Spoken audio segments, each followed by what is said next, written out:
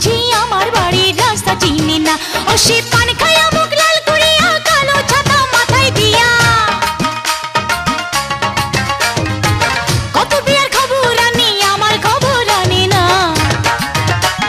ঘটক বুঝি আমার বাড়ির রাস্তা চিনে না।